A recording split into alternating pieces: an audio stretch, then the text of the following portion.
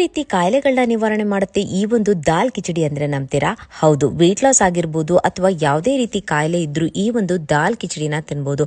ಇನ್ನು ಮಕ್ಕಳಿಗೂ ಕೊಡ್ಬೋದು, ಈಸಿಯಾಗಿ ಡೈಜೆಷನ್ ಆಗುತ್ತೆ. ಲೋ ಇನ್ ಕ್ಯಾಲೋರಿ ಕೂಡ, ಹೈ ಇನ್ ಪ್ರೋಟೀನ್ ಕೂಡ, ಹೈ ಇನ್ ಫೈಬರ್ ಕೂಡ. ಆಯುರ್ವೇದದ ಪ್ರಕಾರ ವಾತ, ಪಿತ್ತ, ಕಫ ಎಲ್ಲಾನು ಬ್ಯಾಲೆನ್ಸ್ ಮಾಡುತ್ತೆ. ಡಿಟಾಕ್ಸಿಫೈಯಿಂಗ್ ಫುಡ್ ಅಂತಾನೆ ಹೇಳ್ಬೋದು.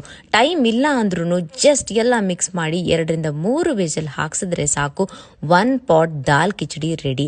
ತುಂಬಾ ಟೇಸ್ಟಿ, ಈಸಿ ಕೂಡ.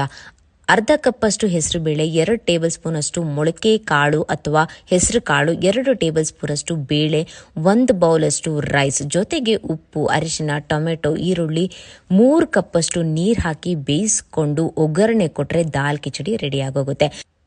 ಇದಕ್ಕೆ ಬರೀ ರೈಸ್ ಅಷ್ಟೇ ಅಲ್ಲ, ಗೋಧಿ ನುಚ್ಚು, millets, poha, red rice, brown rice ಯಾವ್ದ್ರಲ್ಲೇ ಮಾಡಿದ್ರು ಟೇಸ್ಟ್ ಅಂತೂ ತುಂಬಾನೇ ಚೆನ್ನಾಗಿರುತ್ತೆ.